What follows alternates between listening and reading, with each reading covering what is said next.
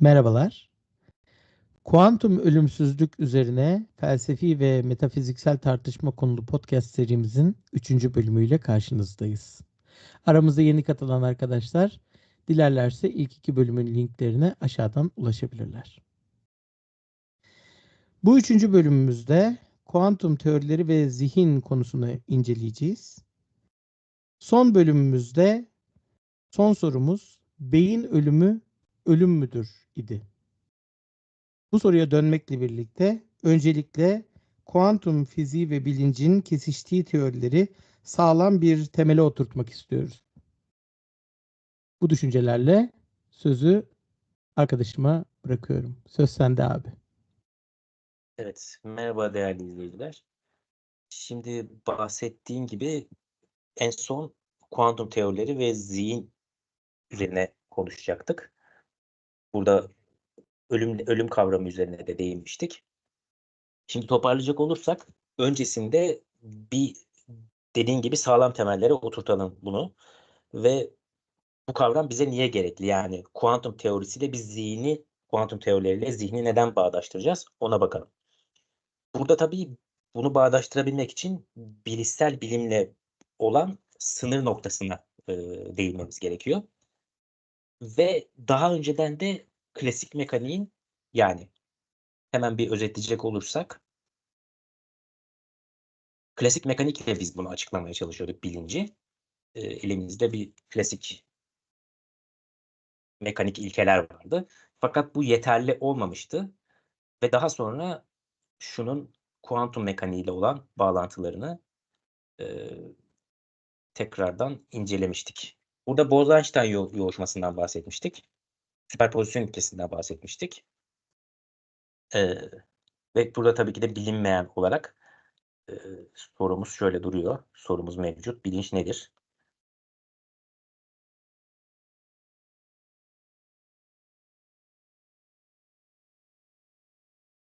Şeklinde. Evet, şimdi burada da determinist ve indirgemeci görüşlerden farklı olarak, yani bizi burada klasik mekanikteki kavramlarda determinist ve indirgemeli görüşler, bizi buna sevk ediyor. Fakat beyni holistik bir, sistem olarak ele alıp, ve süperpozisyon ilkesini de, birlikte düşündüğümüzde burada indirgemeci olmayan ve bir nebzede de determinist, doğadan kendisini kurtaran bir yapıyla karşılaşıyoruz. En azından matematiksel modelleme açısından bu böyle ve bu noktada da süperpozisyonlar ve bağlamsal gerçekliklere dayalı, yani süperpozisyon ilkesi bu da önemli ve aynı zamanda, ııı bağdaşık olmama durumu. Yani, eee, bağdaşıklık, yani bağdaşık olma durumu, bağdaşıklık ve, bunun üzerine belirsizlik. Bu öğeler bilinci tanımlamada önemli, noktalar ve tabii burada belirsizliğe, geçerken de açıkça Heisenberg belirsizlik ilkesi, yani kuantum, ölçüm problemine ve Heisenberg belirsizlik ilkesine de, değinmek gerekiyor ve bu bizi nereye götürüyor? Şöyle söyleyelim,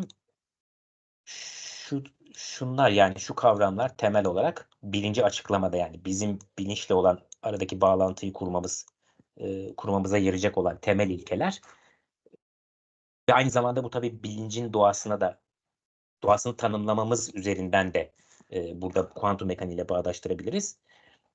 Bu bizi nereye götürüyor? Dediğimiz gibi beynin durumlarını, yani ve bilincin durumlarını bütünsel olarak algılamamıza, yani burada bir bütünsellik var. Bütünsellik, yani holistik bir yapı var ve yerel olmama durumu söz konusu. Toparlayacak olursak bunlar bu şekildeydi. Yani zihin yalnızca bir makine değil. Klasik mesela deterministik görüşe göre zihin makine midir? Yok, değildir. Makine tek başına bizim tanımladığımız şekliyle, en azından elimizde olan, eee, tanımlar şeklinde bir makine değildir. Ve aynı zamanda bir bilgisayar da değildir. Bunları daha böyle şeffaf ve çerçevede ele almak lazım. Geniş ve muğlak çerçevede ele almak lazım. Tek bir kesin bir tanımı yok yani. Ve aynı zamanda tabii lokal de değildir. Lokal değil. Yani yerel özellikler değil. Söz konusu değil. Ve burada tabii aynı zamanda kavramı da önemli. Bağlantısallık. İşte bağdaşıklık dedik, bağlantısallıkta.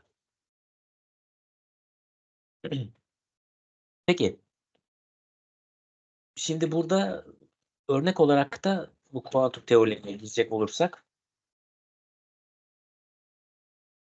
diyelim mesela bir partidesiniz, aynı anda birden fazla konuşma gerçekleşiyor ve etrafınızdaki diğer kişiler farkında olmadan, yani burada insanın mesela odaklandığı durumu var. Etrafınızdaki diğer kişiler konuşuyor ama siz bu konuşma, yani bu gürültünün üzerinden bu ortamda belirli bir şeye odaklanabiliyorsunuz, değil mi? Yani şöyle gösterelim, şöyle tanımlayalım. Mesela gürültülü bir ortam var. Gürültülü ortam içerisinde çok farklı sesler geliyor. Fakat siz bir noktada birisinin sesine özel olarak odaklanıp bir ilgi ve odak mekanizmasını çalıştırabiliyorsunuz. Ve bunu da iradeye bağlı olarak yapabiliyorsunuz. Bu da çok önemli bir nokta. Eee, Yani sen bilinçli olarak bir şeyi süzebiliyorsun, filtreleyebiliyorsun. Eee, ona da diyelim mesela, bilinçli ve iradenle filtreleme, odaklanma. Bunlar önemli kavramlar. Ve tanımlayacaksak eğer bilinci, gerçekten bizim bir şekilde en azından irademizin de bu süreç içerisinde dahil olduğu, yani seçebilme özgürlüğümüzün de olduğu, bu özgürlüğü mesela ontolojik olarak özgürlük demeyelim de buna diyelim. Biz, çünkü bu da illüzyon da olabilir, yani özgür irademiz bir illüzyon da olabilir, fakat en azından bilincimize yansıyan kısmıyla biz gerçekten bu süreçleri seçtiğimizi biliyoruz. Yani e, bunu hissedebiliyoruz, yani en azından tecrübe edebiliyoruz. Gerçekten seçme özgürlüğümüzün olduğunu. Böyle bir algımız var. Şimdi e, bu da tıpkı şuna benziyor. Parçacıklar, yani şunları mesela gibi düşünelim. Ayrı ayrı bağımsız konuşmalar, değil mi? Şurada mesela farklı bir şeyle, farklı insanlar var, farklı şey konuşuyor. Sen partidesin, tek bir noktada. Partidesin ve buradan sen şu konuşmayı seçmek istedin mesela. Onu da işaretleyelim. Diğerlerinin konuşmasına odaklanmadın diyelim. Buradan gelen her taraftan, çünkü eşit derecede sesler geldiğini düşünelim, varsayalım.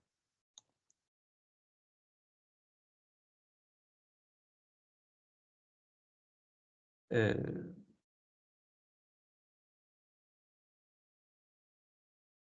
Bu noktada diyelim dalga fonksiyonu, yani kuantum mekaniğiyle bunu nasıl bağdaştırabiliriz? Burada dalga fonksiyonları çok fazla süperpoze olmuş. Yani senin kulağına gelen dalga fonksiyonları süperpoze bir şekilde. Fakat bilincin senin bunu tek bir noktaya odaklanıp indirgemeni sağlıyor. Yani aslında burada anlaşılabilir oldu mu? Sen de yapabilirsin eğer. Evet, evet, evet, tabii, tabii. Anlamadığın nokta Yo, olursa gayet söyleyebilirsin. güzel, gayet güzel. Parçacık gibi bir indirgeme var. Yani dalga fonksiyonu herkesin karmaşık olarak düşüncelerini ifade edip konuşması, ortamda konuşması gibi düşünelim. Ve senin burada filtreleme mekanizma, yani bilinci iradenle bilinçli olarak filtrelemen buradaki konuşmayı parçacık indirgemesi gibi düşünelim. Yani demek ki oradaki o konuşmayı sen süzüp burada parçacığa indirgeliyorsun. Yani demek ki burada da bilinçli bir müdahil olma durumu var. Bilinçli bir aktivasyon var.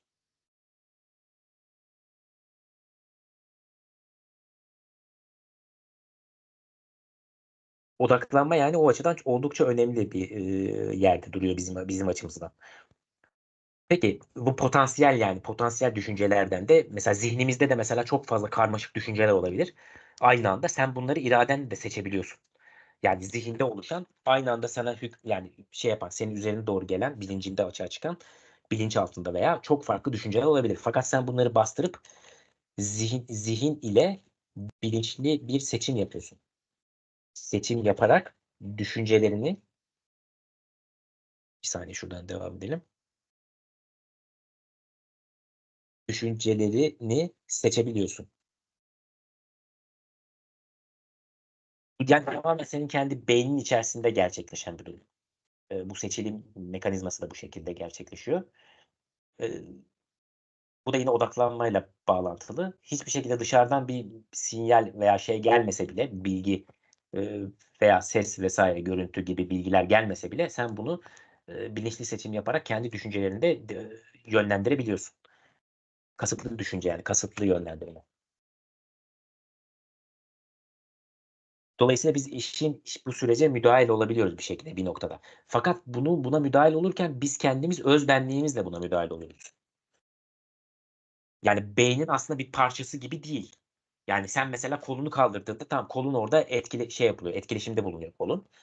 Eee, güzel veya diyelim yürüyorsun. Yürürken nedir? Farklı bir mekanizma çalışıyor. Bir yemek yerken farklı bir organı çalışıyor. Fakat sen bunların senden bağımsız olduğunu biliyorsun. Yani bilmiyorum örneğim de doğru mu, şey mi? Orada Evet. yani sen kolunun senden bağımsız olduğunu biliyorsun. Başının senden bağımsız olduğunu biliyorsun falan. Fakat kendi içinde senden bağımsız olmadığını algılayan, yani bilinçli birinin makinenin içerisinde oturan bir bilinçli bir hayalet. Bir şeyin en azından tanımlanmayan soyut bir şeyin olduğunu biz burada biliyoruz, deneyimliyoruz. İşte bu öz benlik aslında. Bu da işte maddi ortamda çok zayıf bir etkileşim içerisinde ya da hiç belirli bir şekilde eğer şey görüşe sahipsek, indirgemeci olmayan materyalizm görüşü de var ve dualist görüşe sahipsek bu bizim maddi ortamdan tamamen bağımsız bir süreç. Bu bir şekilde ama etkileşim mekanizması var. Yani bunları tabii zihin felsefesinde çok detaylı işleniyor. Onu da farklı bir noktada, farklı bir podcast'te değiniriz zihin felsefesine de. Evet. Şimdi tekrar yine toparlayalım. Farklı bir örnek de verebiliriz burada. Çok fazla mesela kütüphanedesin bir tane. Çok fazla olasılığa sahip keşfedebileceğin çok fazla düşünceler, fikirler var.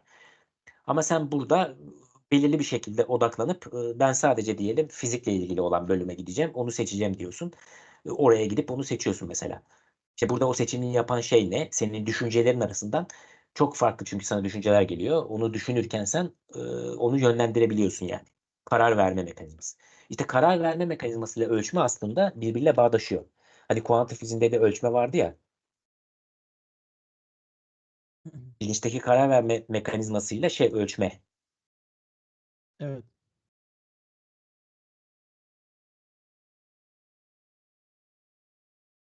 İşte bunlar aslında birbiriyle, ne derler ona, etkileşim içerisinde olabilen kavramlar.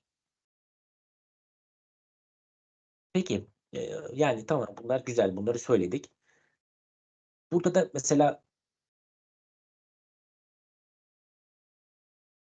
evet, dedik ki mesela kuantum belirsizliğinde düşünce ve kararları önceden belirlenmiyor. Fakat biz burada potansiyel ve bağlamsal olarak bilişimizin, yani bilişimizle bu akışkan doğayı ne yapıyoruz? Daha katı hale getirebiliyoruz, şekillendirebiliyoruz.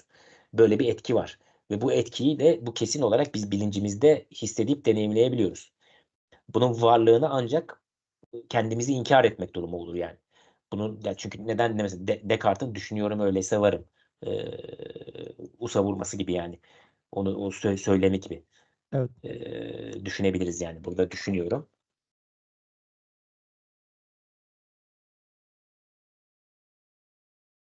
Evet.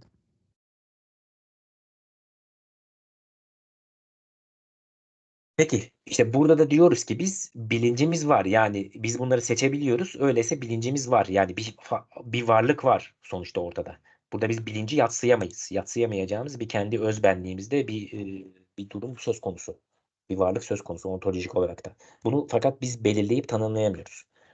Peki, güzel, bu noktada bağlandık.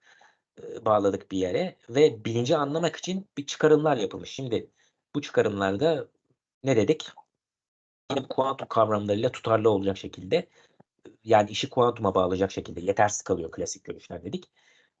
Beynimizin çünkü farklı bölgelerin nasıl etkileşime girdiğini, nedir? Makinenin parçaları gibi beynimizi düşünelim. Beynimizi işleyen bir makine gibi düşünelim, bir ağ gibi. Bu ağda da yerel olmama ve şey olma durumu var. Bir ne derler ona? Bağlantısallık durumu var. Dolayısıyla biz bu paradigma değişikliğine ihtiyacımız var. Esnek ve dinamik doğayı yansıtabilmek için. Potansiyel olarak sinir bilimsel yaklaşımlarla da bunu birleştirebilmek için. Psikolojik ve sinir bilimsel yaklaşımlarla bağdaştırabilmek için. Peki.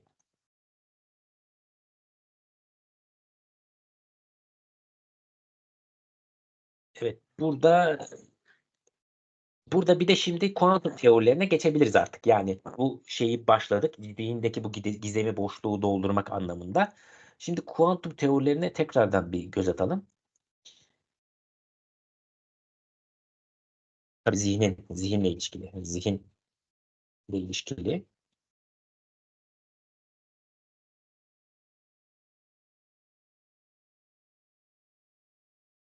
Burada mesela şeye değinebiliriz. Fröhlich sistemleri. Mesela Fröhlich sistemleri nedir burada? İşte burada Bose-Einstein yoğuşmasından bahsetmiştik geçen bölümde. Hı.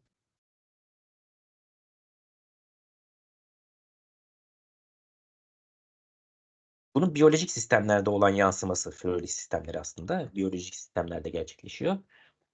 Ee, Şimdi klasik fiziğin açıklamaya çalıştığı burada da hücresel ve belirli organlar seviyesinde tutarlı ve koordineli bir aktivitemiz var.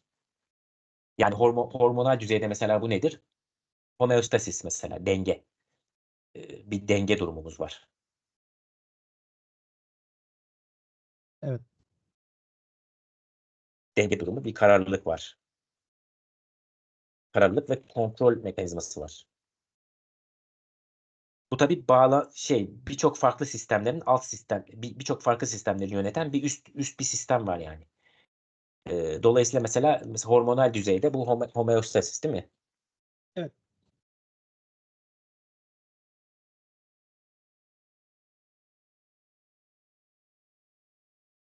Diyelim kan şekerin düştü, acıktın. Bunu insülin glikogen arasında bir denge oluşuyor hormonal Evet. Bizden seviyede. bizden bağımsız bir Evet. sistem var. Aynen. Ee, Ve aynı zamanda işte sempatik, parasempatik sinirler, yani bizim mesela istemsiz olarak da bilincimize yansımayan ve bir biyolojik sistemimizin dengeli olarak çalışmasını ve kararlı bir şekilde gitmesini sağlayan, yürümesini sağlayan bir sistemimiz var. Peki, acaba bu bilinçte de böyle bir şey var mı? Onu düşünmüşler mesela. Potansiyel durumlardan mesela bu Bose-Einstein yoğuşmasına benzer bilinçte bu kuantum durumları ile ilişkili böyle bir yapı var mı diye. Bu klasik bir sistem, yani Fröhlich sistemlerinde aynı zamanda bu koheransa da, yani koherans bir yapıya da bizi götürüyor. Eş fazlalık yani. Yani eş fazlı olarak birbirleriyle çalışması, uyum içerisinde çalışması, senkron bir şekilde çalışması. Burada tabii orkestradan bahsetmiştik. Orkestra şefi Evet. nedir? O farklı, önceki videomuzda orkestra şefinin bu farklı enstrümanları belirli sekanslarda kontrol etmesi ve bunlarla uyum sağlayacak bir besteyi yürütmesi gibi. Evet. Aynı şekilde bunun beyindeki bizim bir işi yaparken ki oluşturduğumuz, kullandığımız sistemleri yönetmesiyle de alakalı bir durum var. Belirli bir stratejiye göre, belirli bir önceden belirlenen bir sistematik bir yapıya göre bu fonksiyonları, beyin fonksiyonlarını yönlendiriyor. Bunu da biz kasıtlı olarak irademizle yapıyoruz. Yani dolayısıyla bunun bir varlığını yadsıyamayız. Ölçemesek bile, demek ki ölçemesek bile bir şeylerin var olabildiğine dair e, kesin kanıtlarımız doğmuş oluyor bu noktada. Çünkü kesin kanıt derken burada en kesin kanıt senin kendi öz deneyimlerindir yani. Ve bunu herkes kendi bunu yaşadığı için bunu yadsıyamıyor dolayısıyla felsefi olarak. Fakat ama bir başkasına göre biz nesneyiz mesela. Yani başkası çıkıp da dese ben böyle böyle şeyler hissediyorum veya böyle şeyler gördüm ve o zaman kimse umursamaz tabii. Ama bunu öz benliğinde hissedince mecbur umursayacaksın. Olay bu yani. Hı hı. Burada da işte bilimin paradigmasının veya bilimsel metodolojinin belirli sınırlarından da bahsetmiş olabiliriz bu noktada. Oraya gireceğim ama orayı şu anda kurcalamayalım pek. Evet. E, peki mesela başka bir örnek mesela ne verebiliriz? Yine ateş böceklerinin ışık yayması. Işık yayıyor belli bir şekilde, belli bir sistematik olarak. Bunlar birbirleriyle haberleşiyor. ve bakıyorsun sen üst noktada belirli bir örüntü oluşturuyor diyelim. Senkronize bir halde bir örüntü oluşturuyor. Ona nedir? Koreografik bir desen oluşturuyor mesela. Evet. Eee, onlar birbirinden bağımsız gibi düşünebilirsin. Tek başına baktığında mesela bunun yanıp sönmesi, bu ışığın yanıp sönmesi farklı bir şeydir. Ama bunu sistemsel bir yapı olarak bütüncül bir şekilde düşününce bir açığa çıkma durumu oluşuyor. İşte bu açığa çıkma durumu ve senkronizasyon buradaki önemli bir nokta. Yani tek tek baktığında istatistiksel olarak nedir? Anlam ifade etmiyor. Fakat bunu bir bütün olarak incelediğinde bir anlam ifade ediyor. Anlamda bir desen oluşmuş olabiliyor. Bunu da dışarıdan bir bilinç gözlemci ancak tanımlayabilir. Yani tek başına gördüğünde kaos dersin sen buna. Farklı farklı noktaların, ışıkların yanıp sönmesine. Evet. Fakat demek ki bunların birlikte eş zamanlı olarak yaptığı, senkron halde yaptığı haberleşme neticesinde yani ortaya açığa çıkan bir yapı oluşuyor ve buna da sen dışarıdan gözlemleyerek bir sonuca varabiliyorsun yani. Ha, demek ki bunlarda acaba bilinçli bir şey mi var diyorsun? Kaotik, hani kaostan çünkü bir düzene geçiş söz konusu. Hı hı.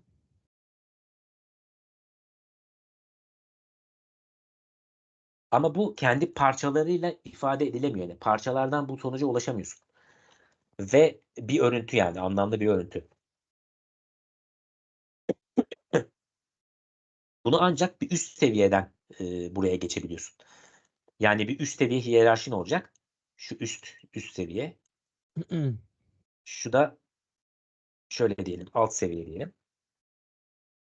Şuradaki bu üst seviyedeki durum ancak bilinç durumu bunu algılayıp bunu görebiliyor. Peki. Tamam, burada zaten yeterli seviyede güzel örneklerle açıkladık gibi diye düşünüyorum ben. Hı hı.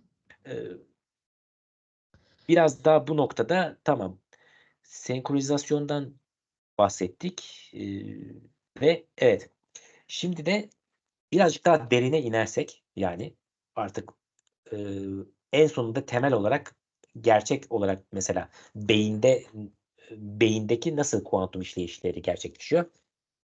Beyinde işleyen kuantum süreçlerine bir göz atalım. Bunlar hep bağlantısallıktı ve bu ısınma turlarıydı yani. Asıl noktada bu beyinde nasıl gerçekleşiyor bu süreçler? Evet. Şimdi burada bir teori var. Biliş teorisi var. Bilinç teorisi. Düzenlenmiş hedef indirgeme, yani olarak geçiyor. Ork-or teorisi. Bilincin yalnızca burada sinir bağlantılarına ilişkin geleneksel görüşünden ziyade, yani bilincin bir nörobilimdeki sinir bağlantılarına ve bu sistemlerle, beyin bölgeleriyle olan ilişkisinden ziyade özellikle mikrotübüller aracılığıyla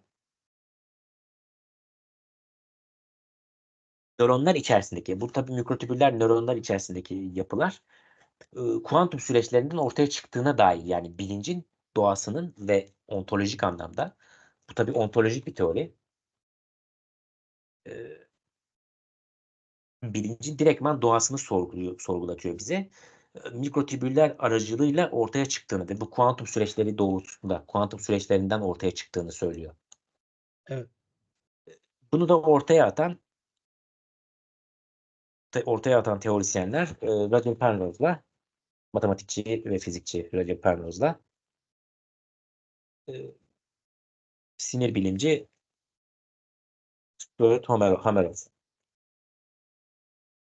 Zaten linkini bunun vereceğim. Yani bu teoriyle ilgili makaleyi de vereceğim. Evet. Referanslar kısmında. Dileyen oradan da tekrar bakabilir. Detaylı olarak inceleyebilir. Biz burada zaten süre kısıtlaması nedeniyle de çok detaya inemiyoruz. Zaten felsefi olarak inceleyeceğimiz için bu konuları önce Evet. teorik bilgileri verip ondan sonra tartışma havasında geçsin diye istiyoruz. Evet. Bunun özünde de işte kuantum işleme, yani belirli qubit, bu kuantum bit, yani aynı anda 1 ve 0'ı, klasik bilgisayarlar ne yapıyor? Sadece 1 ve 0'lardan transistörlerdeki açık kapalı durumları inceliyor. Fakat kuantum süperpozisyonlarda qubitler, bunlara eş fazlı olarak, kuantum süperpozisyonda da kuantum bit deniyor buna. Qubit olarak da Evet. geçiyor. 1 ve 0'ı aynı anda işleyebiliyor. Bu kuantum fiziksel doğası, yapısı nedeniyle. Burada da öyle bir aktivite var diyor. Yani bilinç buradaki bu işlemler sonucunda mikrotübüllerden doğal olarak üretiliyor diyor. Yani ortaya çıkıyor, açığa çıkıyor diyor yani. Açığa çıkan bir yapı var yani. Açığa çıkma yani emergent process'te o denebilir İngilizce olarak. Burada tabii yine bir üst üste binmiş ve rezonansa girme durumu söz konusu. Yani üst üste binme, süperpozisyon ve rezonans. Yani eş fazlalık, koherensi. Eş fazlalık söz konusu. Tutarlı olarak bunlar beyinde süperpozisyon halinde bulunuyor ve indirgenemiyor. Bunlar bilgiyi işlerken yani bizim bilincimizdeki o bilincimizin bu noktada o bilgiyi işlemesine dayalı olarak ve burası oldukça önemli, çok enteresan. Yani çok önemli bir nokta. Bu qubit durumunun indirgenmesini yani qubit durumunun indirgenmesini etkileyen hangi faktörler var?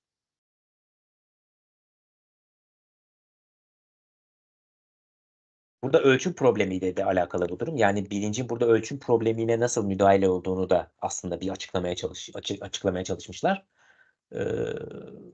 Ve objektif çöküş teorisi aslında.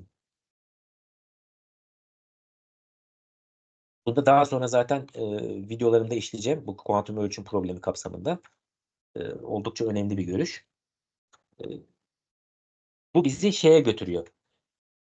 Bu mikro durumları yani bilinçteki bu mikrotübüllerin aktivitesi sonucunda uzay zaman yani mikro durumda uzay zamanın eğrilikleri değişiyor.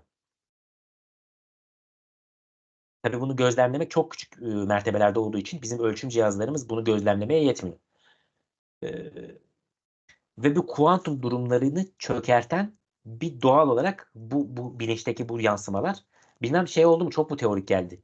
Sen anlamadığın nokta olursa Yok, sor. hayır, sıkıntı yok. Gayet güzel. Uzay zamandaki eğrilikleri değiştiren yani burada objektif çöküşü sağlayan bir mekanizma var diyor. İşte bu mikrotübüllerdeki kuantum bitlerin işleyişi, çalışma sistematiği diyor. Bu sistematik doğal olarak uzay zamanı eğriliklerini değiştirerek bizi nesnel bir çöküşe zorluyor diyor. Hı hı. O zaman da sen o bilinçli müdahaleyi burada açıklamış oluyor bir noktada. Bir kuantum fiziğiyle açıklamış oluyor. Buna mikrotübüllerle ilişkili proteinler buna sebep oluyor diyor. Yani MEP olarak geçiyor. Mikrotübül assisted protein yani. Hı hı, hı hı.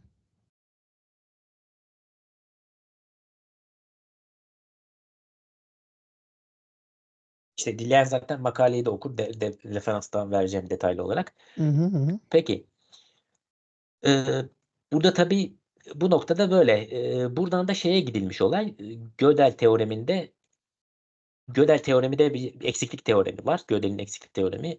Ondan da bahsetmiştim videolarımda.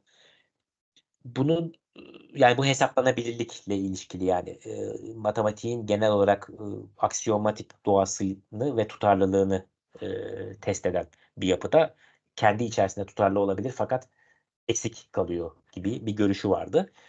Bu görüşte de hesaplamazlık yani buradaki hesaplanamazlık olgusu ve kuantum mekaniği arasındaki bağlantıya dikkat çekerek beyinde sıcak, ıslak ve gürültülü bir yapı var denmiş ve buradan da eleştirilmiş bu görüş. Yani beyin aslında bu kuantum state'te bulunamaz demişler yani bu noktada.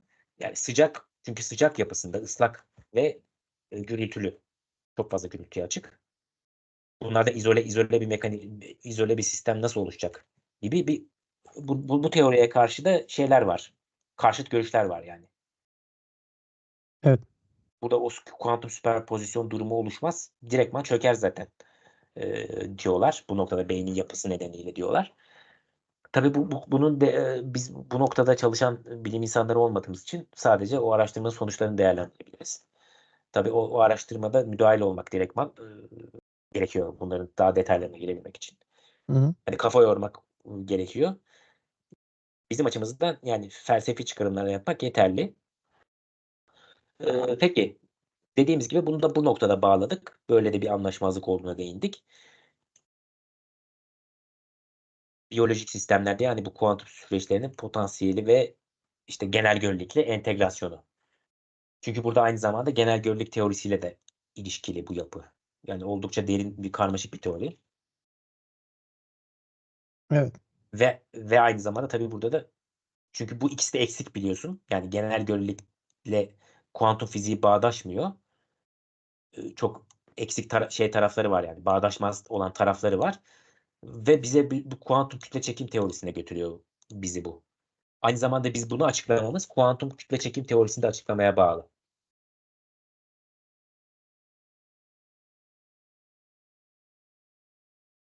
Bu da tabii ki de bizim şu anda mevcut bildiğimizin insanlık anlamında yetmediği bir süreç. Çok farklı, çok çeşitli teoriler var. Bu aynı zamanda o teoriyi de destekleyecek şekilde öne sürdüğü için hem tamamlanmamış bir teori üzerinden yorum yapıyor hem de burada belirli fonksiyonel anlamda da karşı çıkılacak noktalar var. Eee, işin yani pratiğinde de karşı çıkılacak noktalar var. O yüzden biraz spekülatif bir teori ama oldukça önemli bir noktada. Yani bizi bir düşünce zincirine götürüyor. Bir şekilde yani uzay zamanla ne yapıyoruz? Uzay zamanla bilinç bağlı diyor. Yani öne sürdüğü şeyler çok çarpıcı. Uzay zaman bilinç bağlantısı var bir kere, değil mi? Sonuçlar olarak. Evet.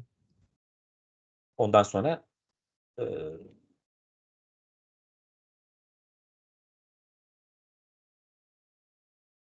evet, burada ondan bahsettik. Tamam.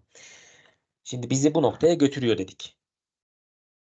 Çünkü bu da aynı zamanda neye götürecek bizi? Uzay zamanla bilinci sen bağdaştırıp bağlayabiliyorsan bir şekilde bir teoriyle, bilimsel bir teoriyle bizi bilginin korunumu yasasına götürecek.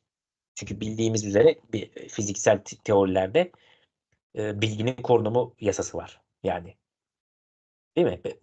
Bilgi de yani enerjinin korunumu yani belirli korunum yasalarıyla çalışıyor fiziksel teoriler. Bu kapsamda bu kuramların da bilginin korunumunu desteklediği öne sürülebilir ve bilgiyi buradan biz bilincimiz ve bir şekilde uzay zamana kazınmışsa veya bir şekilde eklemlenebiliyorsa, sentezlenebiliyorsa uzay zamanla doğal olarak silinmiyor. Silinmeme durumu var, hafıza durumu var yani. Evet. Uzay zaman da aslında bir levha gibi bir hafızaya şeye sahip olabiliyor. Bir hafıza gibi düşüneriz bunu. Hafıza sistemi, levha, kayıt mekanizması gibi yani. Bizim yaptık her şey, yaptığımız bütün deneyimlerimiz, bilinçlerimiz uzay zamanı bir şekilde bir dokusunda kaydedilip eee, bu ne oluyor? Bilginin korunumuyla destekleniyor gibi bir sonuca ve gelebiliriz felsefi olarak. Buradan işte ölüm kavramına da geçiş yapabiliriz. Evet. Şurayı birazcık daha açalım. Ondan sonra felsefi çıkarımlara tekrar tartışmamıza devam ederiz. Eee, peki. Bunun zaten şeylerine çok fazla izleyiciyi de sıkmamak açısından çok fazla detaya girmeyeceğim. Genel hatlarıyla tabii bunun, hesaplanma teorisi olarak da, ortaya çıkıyor bu. Yani hesaplamalı yapı, bilincin hesaplamalı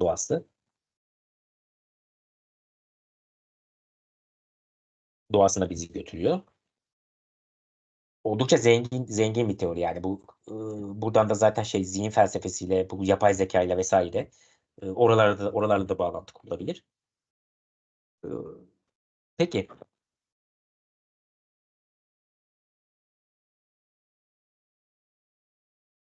Evet, buradan bize tabii klasik bu, yapay zekâya da girecek olursak mesela klasik von Neumann, yapısıyla, mimarisiyle çalışmıyor. Sürekli değişik, dinamik, değişken bir yapıda.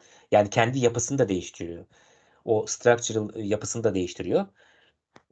Formasyonunu da değiştiriyor. O formasyon değişikliğiyle birlikte adapte olabiliyor. Yani hem nöromorfik hem adaptasyon, bu süreçlere de bu özellikleri de kendinde barındırabiliyor. İşte kuantum bilgisayarları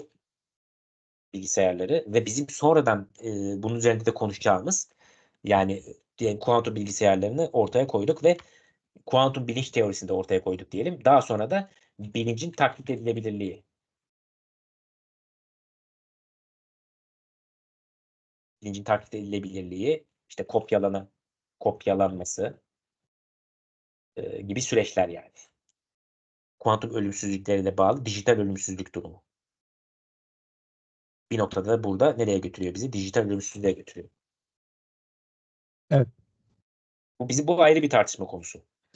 Buna Kesinlikle. sonradan değineceğiz zaten. Evet. Bu noktada bilginin korunumu da dediğimiz gibi ayrı bir tartışma konuşuyoruz ve zihin felsefesiyle olan bağlantıları. Yani bu üçlü yapı oldukça önemli bir şey. Dijital ölümsüzlük, zihin felsefesi ve bilginin korunumu. Peki.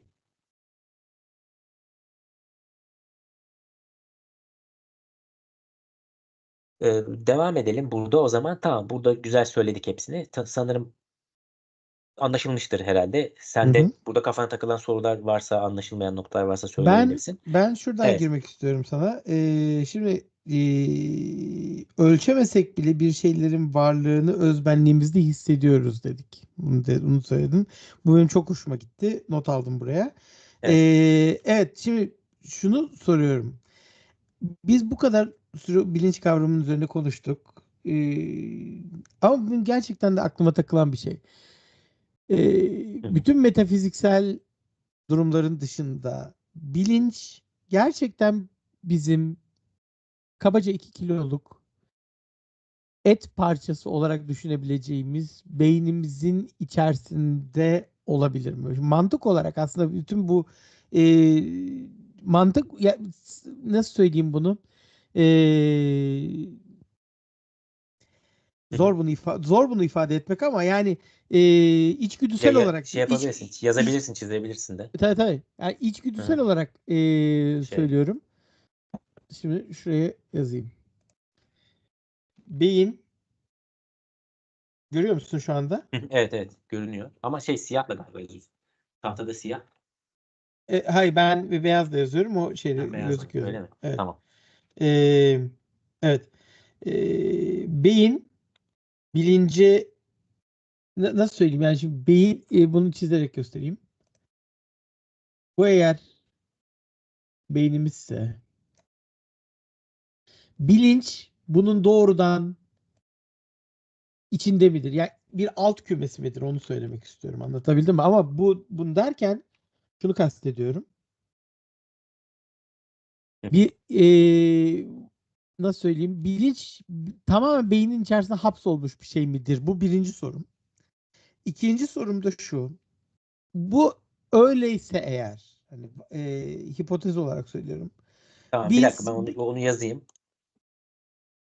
Bilinç beyne.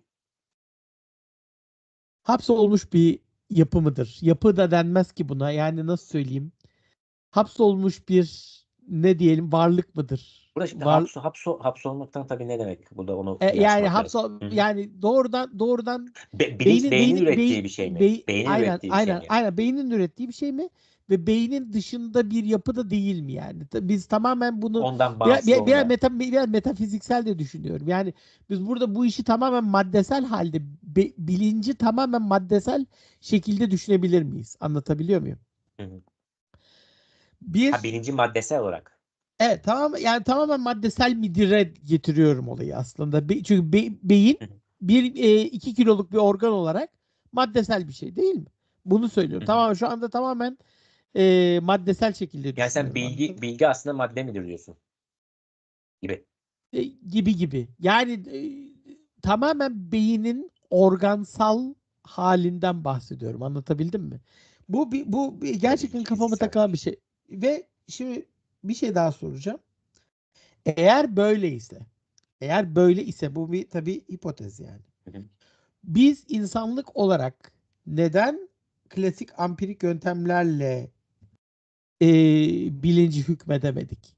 Yani eğer bilince de hükmedemiyorsak tamamen Hı deneme hı. yanılma yöntemleriyle. Çünkü neden mesela bir beyin üzerinde yapılan deneylerle işte beynin belli bir bölgesini çalışamaz hale getiriyoruz mesela ve oradan da o beynin bölgesinin fonksiyonunu anlamış oluyoruz değil mi?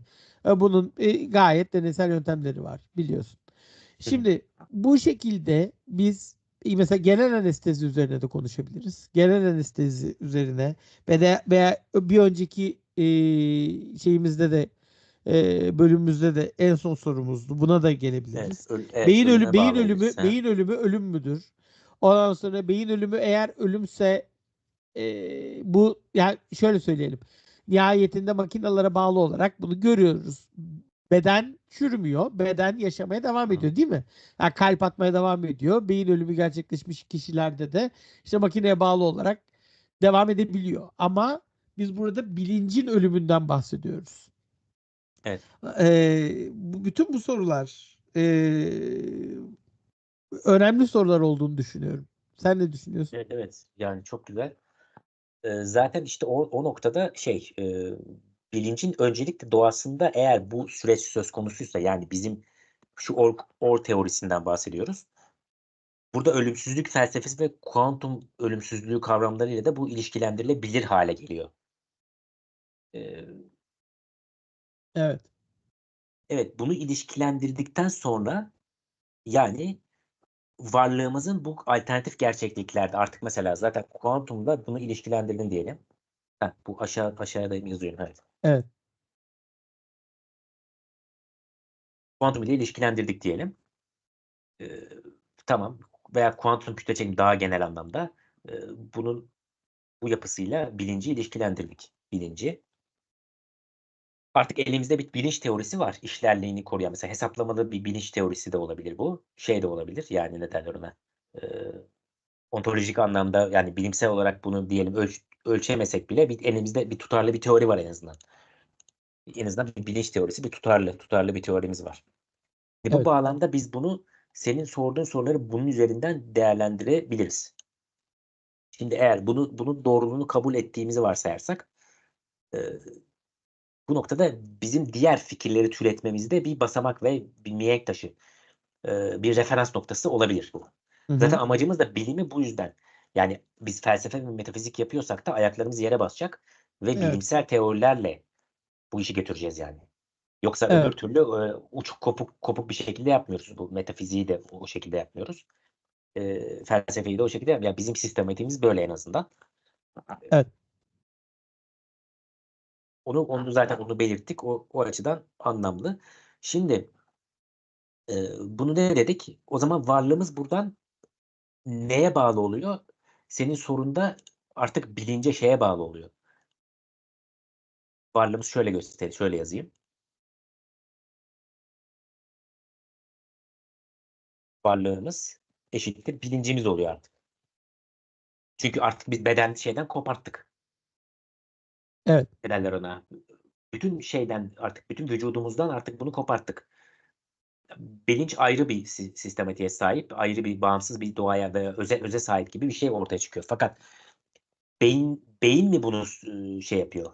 Bu beynin bir bilişsel fonksiyonu yani beynin fonksiyonları neticesinde bu kuantum süreçleri de sonuçta beyinde gerçekleşiyor. Beyinde bir madde.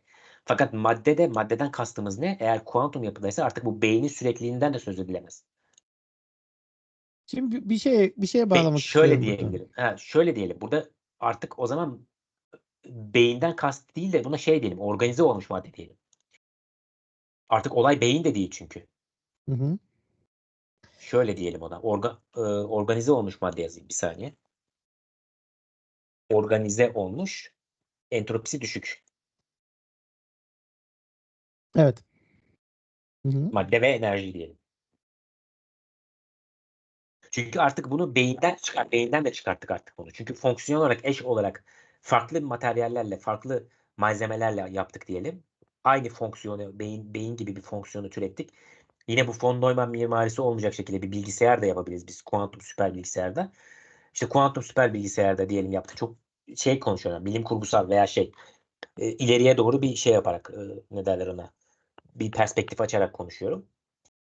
Bu noktada biz fütüristik olarak diyelim bu teknolojimiz var elimizde. Bunu yaptık veya robotlarda da o bilinci kopyaladık.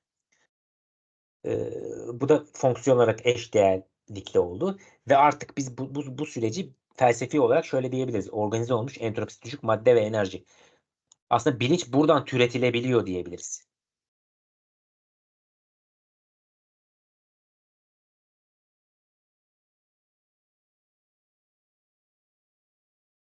Fakat bu nedir?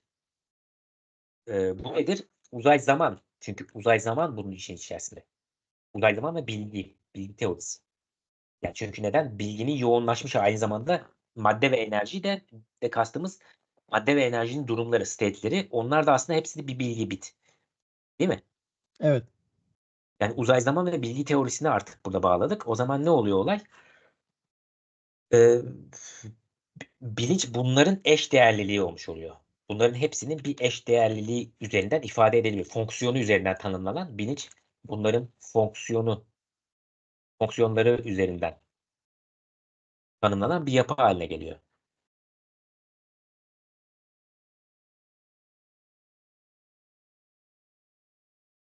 Çünkü sınırları belirlemek öncelikle kavramları oturtup sınırları belirlemek önemli ki bunlar üzerinden konuşalım.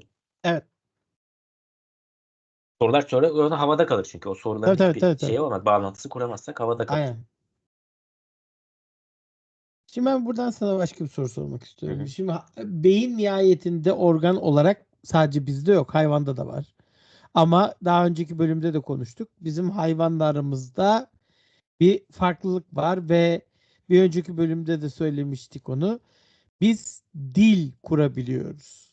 Ve bu konuda tesadüfen Celal Şengör'ün bir videosunu gördüm.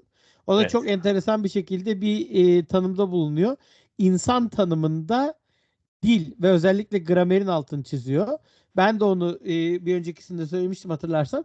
Ya özellikle bir kabile bile bir dil oluşturabiliyor. Kendi içerisinde hiçbir ciddi bir medeniyet seviyesine ulaşmasa bile e, Hı hı. diğer toplumlardan izole kalmış, coğrafi olarak izole kalmış bir insan topluluğu dil oluşturabiliyor. Ve tabii en önemli nokta, yine gramerin altını çizmek gerekirse, bir dil diğer dile çevrilebiliyor.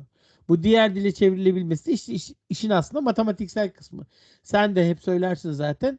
O insan beyninin matematiksel düşünce yapısı da aslında Hı hı. bilincin bir fonksiyonu. Şimdi Evet. yani Celal Hoca bunu Orası. Hı hı. insanlığın tanımı olarak veriyor. Biz de burada bilinçli olmamızın bir fonksiyonu mudur? Biz bu sebepten dolayı mı bilinçliyiz, yoksa bilinçli olduğumuz için mi dil sahibiyiz ze geliyor. Ama Ha, her halükarda dil evet, evet. senin dinliyorum. Dil üretmekten bahsettik değil mi? Dil Evet, dil üretmek, üretmek, evet. Yani geliştirmek. gramerli içerisinde dil bilgisiyle birlikte, evet. Yoksa Tamam. sadece nida seviyesinde ses çıkartmak değil yani. Tamam. Evet. Şimdi bunu söylüyoruz. Bir de Şimdi matematik. matematik, yani bu da aslında matematiğin bir fonksiyonu tabii ki. Aşağı indireyim. Evet. Şimdi soru şu. Hı Yani hı. aslında biz insan olmak diyoruz. Alt alta yazalım şimdi. İnsan olmak. Ya Be- aslında bu e, sembolik aslında hepsi şeyde bağdaşıyor. Hepsi bütünleşiyor bir üst kümede. evet. Sembolik düşünme ve aktarım. Şimdi bütün malzemelerimiz var. Evet, aslında Hı çok hı. fazla şey var elimizde ama bir türlü sonuca varamıyoruz. Ya biz değil. Sen ve ben sonuca varamıyoruz değil. İnsanlık olarak sonuca varamıyoruz. Şimdi Evet. şimdi biz, evet, insanız. Bizim bilincimiz var. Ve diyoruz ki hayvanın bilinci yok. O özbenliğimiz var diyoruz. Kendimizin farkındayız diyoruz. Dil üretebiliyoruz diyoruz. Şey diyelim Bak, yani evet evet. Tamam o buyur bütün sen devam et. Pardon. bütün bunlar, estağfurullah. Bütün bunlar var. Ama bu beynimizin neresinde? Ya bu gerçekten insanı da deli edebilecek bir soru yani. Biz bu kapasiteye, yani hayvandan farklı olarak bu kapasiteye Hı hı. maddesel olarak, tamamen maddesel olarak, metafiziği eğer dışarıda bırakacaksak, maddesel olarak nereden sahibiz? Bu. Yani 46 kromozomlu Hı hı. insan oldu. Buna buna ister DNA'da, ister nereden gelirsen gel, hiç fark etmez. Ben bu soruyu bütün insanlığa soruyorum şu anda. Yani biz buna nereden, maddesel olarak nereden sahibiz? Buna yanıt veremediğimiz sürece Hı hı. varoluşsal sorularımızı bir sonraki aşamaya geçiremeyiz diye düşünüyorum. Tamam. Şimdi evet. Çok güzel. Yine buradan şey noktasında. Şimdi dedik ya biz burada elimizde tamam bu türden bir çıkarımımız var. Bu türden de bir çıkarımımız var. Yani kuantumla ilişkilendirdik bilinci. Uzay zaman yapısıyla ilişkilendirdik. Böyle bir yapımız var. Tamam. Şimdi buradan bizim bir kere şu ölümsüzlüğe gelebilmek için, yani şu ölümden sonraki sürekliliğe, bilincin sürekliliğine gelebilmek için bir şekilde bunu kurtarmamız gerekiyor. Evet. Şuradan. Yani kuantum ile ilişkilendirdiğimiz bu yapı bunu üretiyor. Tamam. Beyin üretti bir kere. Bilinci üretti. Onda bir sıkıntı yok. Fakat eğer bu iş Bence hala var da neyse, devam edelim. Ben seni şey destekleyecek tek bir mi? şey söyleyeyim mi? Ben Yok yok ben biz seni orada destekleyecek tek bir şey söyleyeceğim. yani anlaşamadık mı? Ha- ha- Beynin bilinci ürettiği konusunda. hayır, onu üretiyor da işte neresinden üretiyor bunu bilmiyoruz maddesel olarak ve bunu bilemediğimiz sürece seni destekleyecek bir şey söyleyeceğim. Hı hı. Bunu insanlık olarak maddesel anlamda bilemediğimiz sürece bilinç bizim için daima bir kısmı metafiziksel olarak kalacak.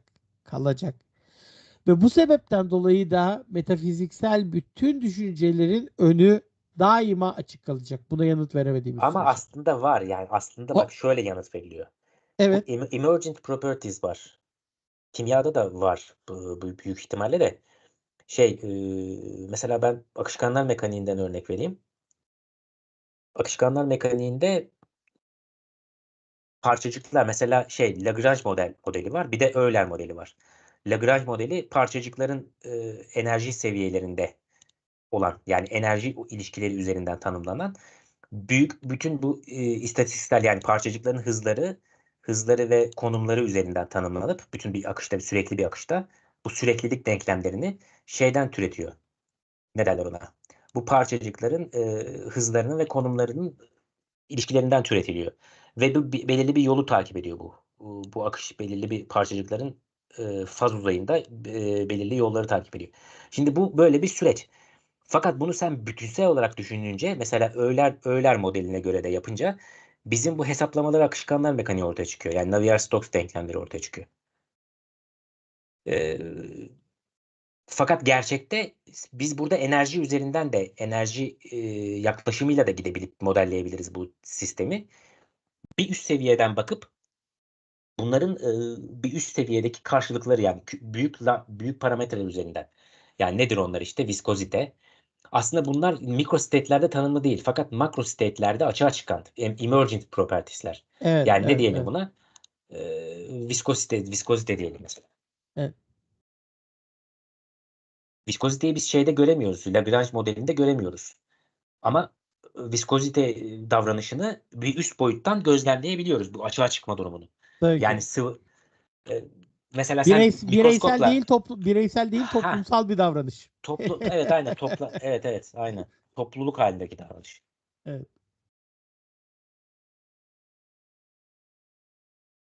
Evet, güzel bir noktada şey yaptın, ilişki kurdun. Tamam, şimdi bu bizim açığa çıkan özelliğimiz. Açığa çıkan özelliği, yani sıvılarda. Bunun başka şeyleri de var. Başka örnekleri de var. Mesela ne olabilir? Mesela kimyada ne olabilir? Bir şeyin ex,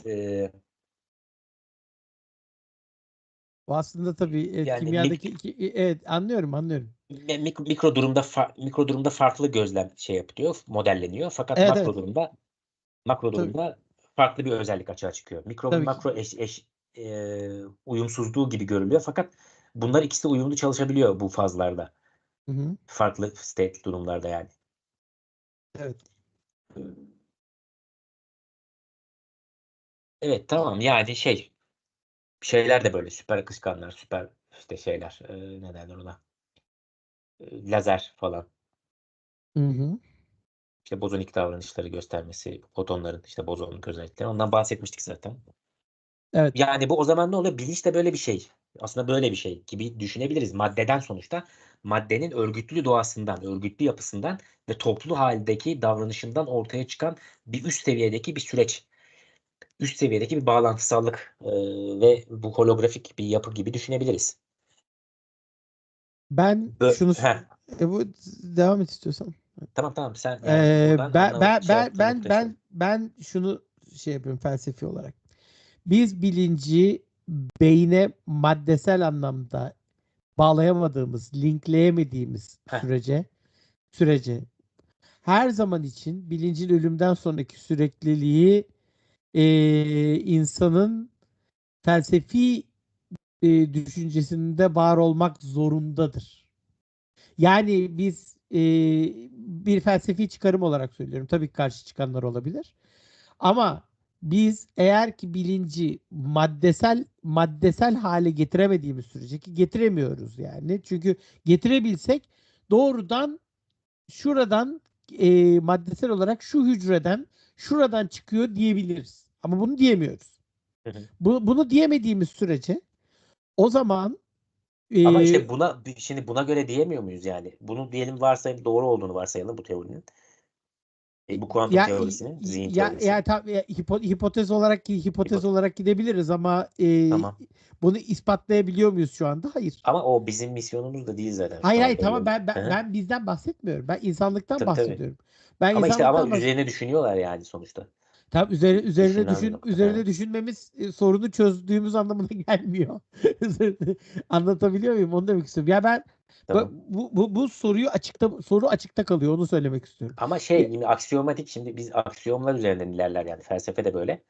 Belirli bir senin referans aldığın tamam belirli bir tamam fikirler olur yani. Onlar tamam. üzerinden geliştirirsin diğer fikirlerini. Tamam ben de bunu söylüyorum Belirli zaten. aksiyomları kabul ederek yani biz mesela buradaki aksiyomatik yapıyı kabul etmek durumundayız o zaman.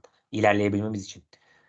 Yani buna Başka karşı başka durduğun bir görüşün varsa. Ha, başka başka bir görüşler de var tabii. Başka görüşler başka mesela bir var. ya Bilincin doğası var mesela. Radyo alıcı verici gibi. işte tamam bunu demek istiyorum. Karşımızda şu anda net Ya, bir bilgi yok. Bunu demek istiyorum. Bu net bir bilgi aksi durumun net bir bilgisi açığa çıkamadığı sürece yo sö- aslında yani de olabilir. Bir şeyi kabul edelim yani so what yani onu bu da olabilir, bu da olabilir. Biz buradan da yürüyebiliriz, buradan da. Sen doğrudan mesela gibi düşün. Aslında biz zihin felsefesi üzerine konuşmadığımız için böyle oluyor, anlaşmazlık oluyor. Ortak dil geliştirmemiz lazımdı. Şu bağlamda söyleyeyim ben. Bir ekranı bir daha tekrar alabilir miyiz şu yukarıya? Yukarıya tamam, yana aşağıya.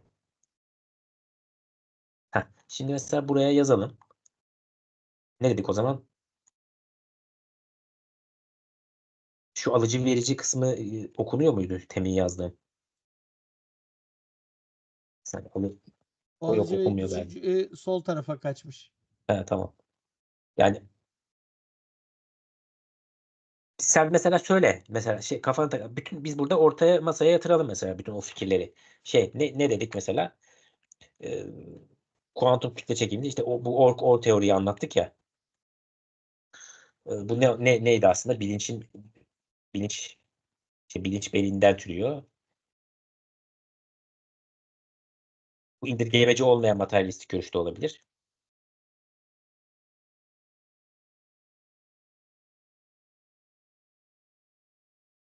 Şu alıcı verici ilişkisi dualist yapıda olabilir. Dualizm.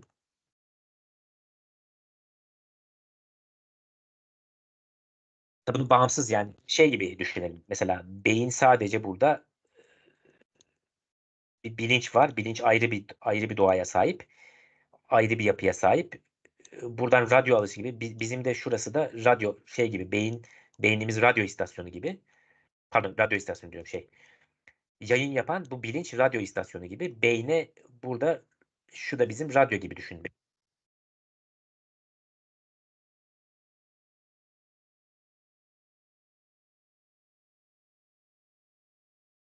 Şu an sesin gelmiyor. Şu an gelmiyor mu sesim? Evet şimdi geldi. Demin nerede kesilmişti? E, alıcı verici de. Ha, tamam. Şimdi bunu radyo istasyonu gibi düşünelim. Bilinci. Buradan da bunun da radyo gibi düşünelim. Sen burada eş fazla bunu ayarladın. Frekans uyumlamasını yaptın. Frekansı uygun bir şekilde buradan gelen bilgileri yansıttı beyin. Böyle bir mekanizma da olabilir yani açığa çıkartma mekanizması. O zaman ne oluyor? Ayrı ontolojik yapılar olmuş oluyor. Burada tartışacağımız nokta da bu ayrı, değil mi? Evet. Ya da şöyle olabilir. Bunu tek fonksiyonlu yani. Bilinç şurada şey var. Ne derler ona? Beyin var. Beyin bilinci götürüyor. Beyin bilinci ise yani. Beyin bilinci üretiyor. Böyle kurabiliriz sistemi. Ya da bilinç diye bir şey yoktur deriz. Bilinç yok, sadece beyin var. Bu materyalist görüş, direkt klasik. İşte tamam. Bu Materyalist görüş. Burada da bu adam ölümden sonra yok olacağız diyor. işte bu da birçok şeyi karşılamıyor ki. O zaman diyorum sana, bizim hayvandan ayıran beynimizin noktaları nedir? Ben sadece şeyden bahsetmiyorum. Bu konuştuğumuz, az önce konuştuğumuz, Şimdi evet. onları karşılamaz ki. Materyalist görüş işte o yüzden onları karşılamadığı için zaten otomatikman düşüyor. Ya onu cevaplayamadığı çok net sorular var. Ben bunu şey için söylemiyorum. Yani materyalizmi gömmek için söylemiyorum. Hı hı. Yanıtlayamadığı sorular var. Burada çok net insanlığa sorular soruyoruz. Bu soruları yanıtlayamadığı sürece her zaman metafizik açık kalacak, onu söylüyorum yani. Hı hı. Saydığın şeyler anlamlı, çok güzel ama net bir bilgimiz yok. Sadece hipotezlerimiz var. Onu söylüyorum. Bu hipotezler anlamlı ama yıl oldu 2024. İnsanlık hala bunu çözemedi. Bu zamana kadar çözülememiş bir şeyin ben nasıl çözüleceğini gerçekten çok merak ediyorum. Hı Bu hı. ciddi bir merak yani. Kimseye laf çakmıyorum, onu söyleyeyim. Hı hı. Gerçekten merak ediyorum ve bu sebepten dolayı da bilincin ölümden sonraki sürekliliği de açık kalır. Bilincin ölümden önceki varlığı bile sorgulanır. Her şey sorgulanır. Yani bu, çünkü eğer bu bizim şeyimizden, maddi varlığımızdan, bedensel varlığımızdan bağımsız bir noktaya giderse zaten cin şişeden çıkmış olur Hı ve hı. her türlü düşünceye açık oluruz yani. Tamam, Yani güzel. bunu dilersen bir sonraki bölümümüzde veya başka bir podcast'imizde mesela reenkarnasyon konusu üzerine de İşte konuşabiliriz. onu tamam onu şey yapalım. Evet, aynen. Dediğin gibi şöyle bağlayalım o zaman. Şimdi burada ölümden sonraki sürekliliğini bir şekilde diyelim, buradan şu teoriye göre, şu Orko teorisi. Bana en yakın teori şu ana kadar incelediğim teoriler arasında. Evet, Zihin felsefesi açısından da. Yani bu, çünkü ne oluyor? Beyin bilinci üretti. Bunun üzerinden devam edelim. Beyin evet, bilinci üretti fakat bu ayrı bir bağımsız varlık oldu. Çünkü uzay zamana kodlandı artık. evet, Bu şunu söylüyor. Artık beyinden izole ettik ve şey yaptık. Bağımsız hale getirdik bunu. evet. Kodlanmış bilgi var burada. Hı hı. Bu bilgi artık uzay zaman içerisinde. Uzay zamanda. Kuantum Evet, durumunda. evet.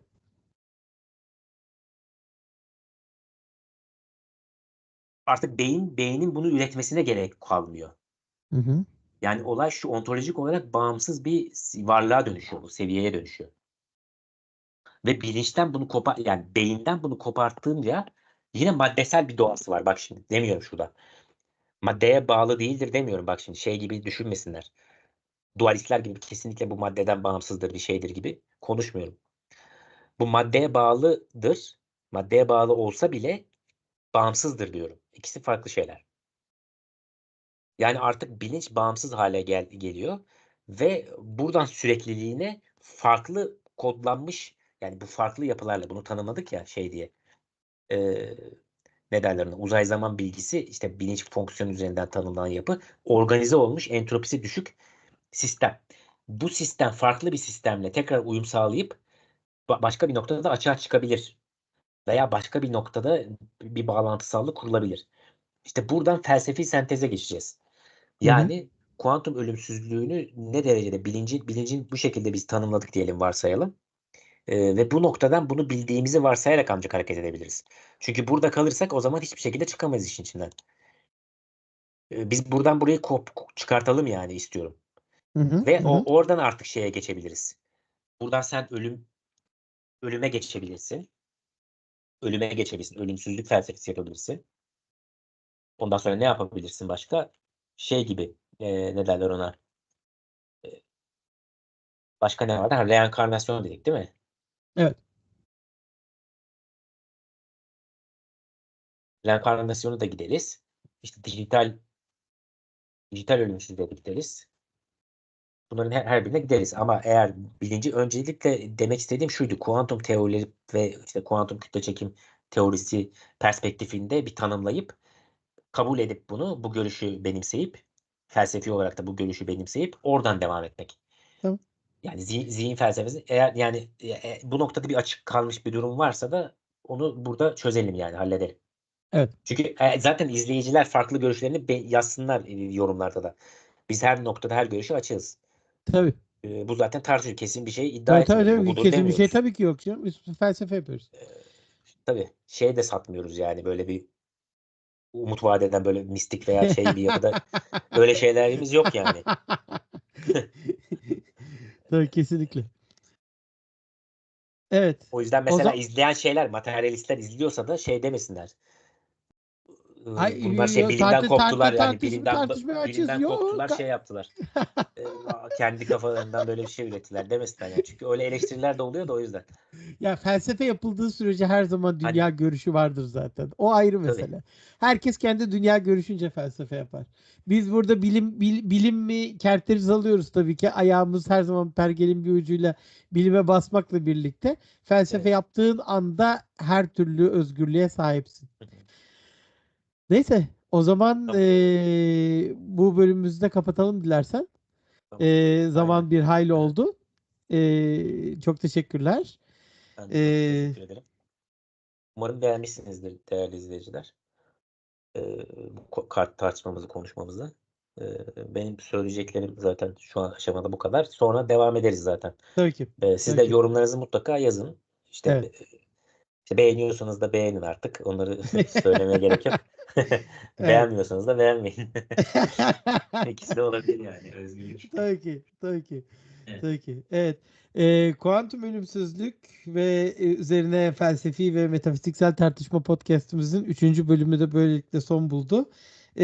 Kuantum teorileri ve zihin temalı bu podcast'te özellikle kuantum fiziği ve bilincin kesiştiği teorileri ele aldık. Ve üzerine birazcık daha düşündük, sorularımızı sorduk. Buradan da devam edeceğiz. Gördünüz zaten bütün sürecimizi. Sizin değerli yorumlarınızı gerçekten bekliyoruz. Çünkü felsefe ancak birlikte yapılınca daha da çoğalan bir konu. Lütfen bizim düşünsel yolculuğumuza katkılarınızı esirgemeyin. Bir sonraki bölümde görüşmek üzere. Evet. Görüşmek üzere. Teşekkürler. İyi günler dileriz. Sağ olun.